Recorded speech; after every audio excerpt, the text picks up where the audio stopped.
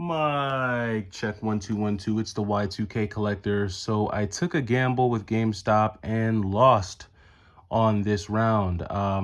So during their buy two get one, I took a chance and I ordered a copy of Tenchu Z, Ninja Gaiden Black, and Spy vs. Spy for the original Xbox.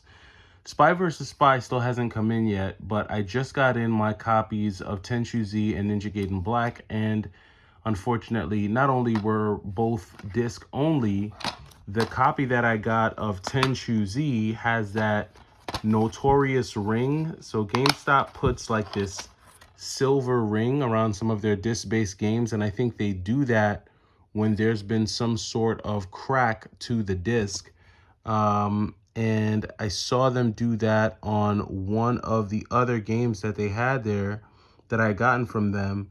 I don't see a crack on this one, so maybe I'm not sure why, but whenever I see that little metallic circular sticker deal here, I always get a little nervous. Someone told me not to worry about it on a video that I had done in the past, but either way, took a gamble and lost.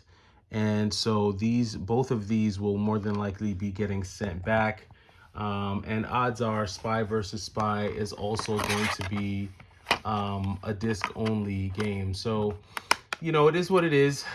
Sometimes I take a gamble with GameStop and you win some, you lose some.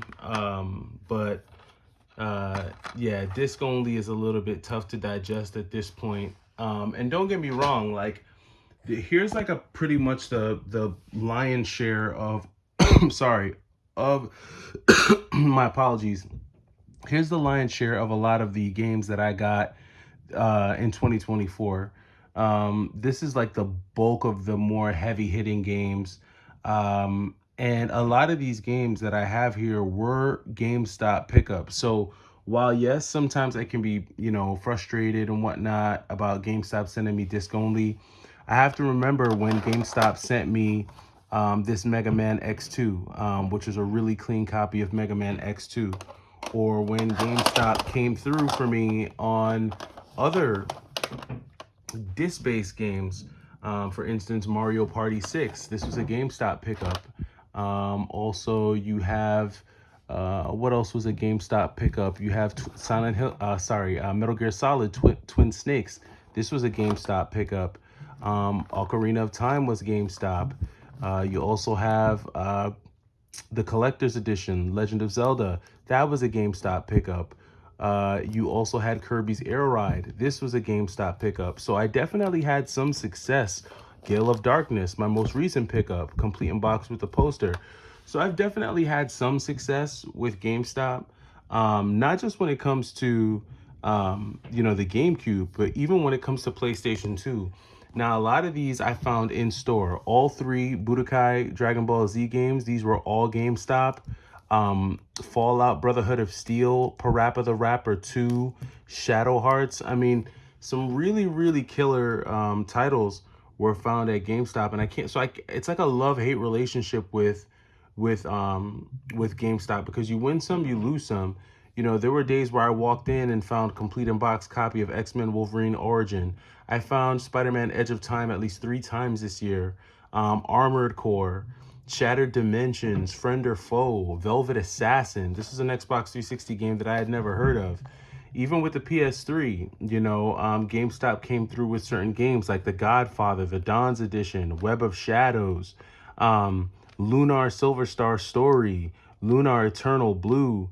Those are some really cool GameStop pickups as well. Even on the DS, you have Sonic Rush Adventure, Shovel Knight, Tales of the Abyss. Some really good stuff. And then GameStop Online, they came through with the Castlevania games on the NES. Mega Man 5, right? Mega Man 1, Battletoads, River City Ransom. So some really good stuff. And then how could I forget about GameStop coming through with some of these N64 titles like Mario Party, Fighting Force 64, Castlevania. GameStop came through with Street Fighter Alpha 3, Mario and Luigi, Oracle of Seasons and Oracle of Ages for the Game Boy Color. Some really good stuff, some really good stuff. And then there was a stack of PlayStation 2 games that I got from GameStop as well.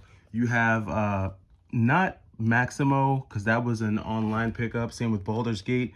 But you have Metal Gear Solid Subsistence 2 and 3, Champions of Norath, Champions Return to Arms, Suikoden 3, Def Jam Fight for New York. It was like a hit or miss this year with GameStop, but I would venture to say that I probably had a lot more hits than I had misses, for sure. For sure. I had way more hits than misses in 2024. And this was a year where there were a lot of like really, really great pickups. Probably the most expensive pickup for the year, this was like the first pickup of the year, was this copy of Last Resort for the Neo Geo. That was a great pickup. Right behind that, I had also picked up complete in box copies of Yoshi's Island, Super Castlevania 4, and Turtles in Time. Those were three great pickups that I got from a mom and pop shop.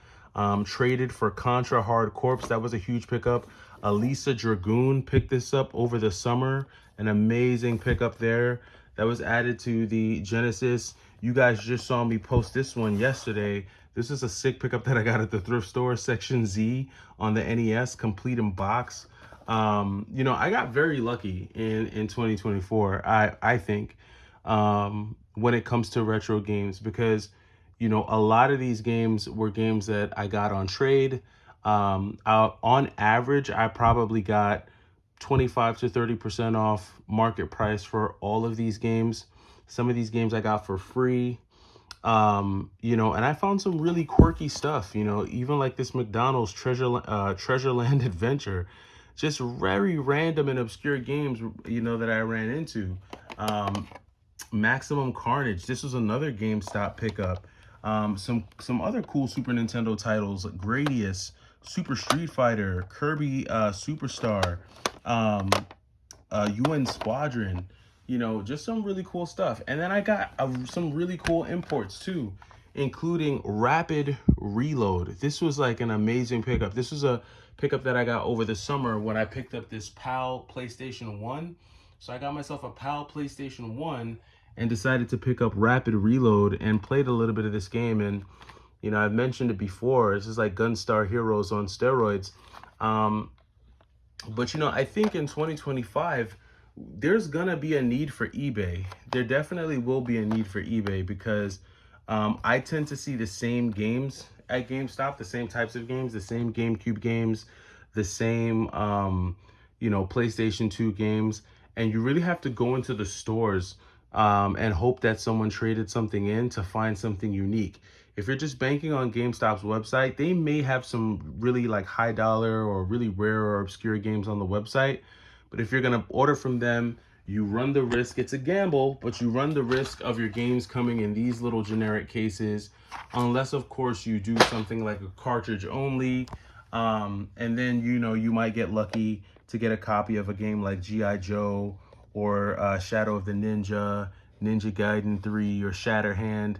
Some really cool NES pickups there. So, I mean, it's really just, I think it's really just a luck of the draw. You win some, you lose some. And I would say that this year I was fairly consistent with hunting, with game hunting. I didn't put in nearly the amount of time that I was putting in like back in 2021 and 2022, but just with like minimal effort.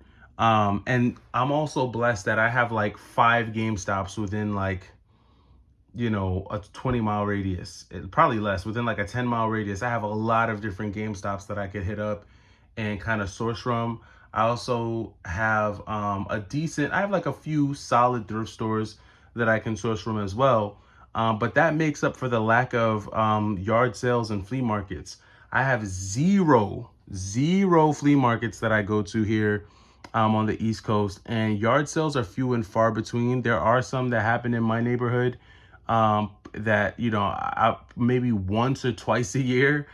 Some people are able to go yard selling like every weekend. That's just not a thing, especially not now. My God, it's like freezing cold out there. So, you're lucky if anyone is, even standing outside their house. It's just really, really cold. So, but I would say all in all, 2024 has been a good year. I've been very, very lucky to find some of the games that I've added. And I've been very lucky to make some good connections, really. Going into 2024, I plan on leaning on some of those connections to continue to build out the collection as well. So let me know your thoughts down in the comments below. Let me know what type of luck you've had at GameStop, like in store versus online. And let me know what where you plan on getting your games from in 2025. Or is it going to be GameStop? Are you going to continue with the traditional yard sale, flea market, thrift store? Are you going to hit up eBay? I'm interested to know, and I'll catch you in the next video. It's the Y2K Collector. Take it easy.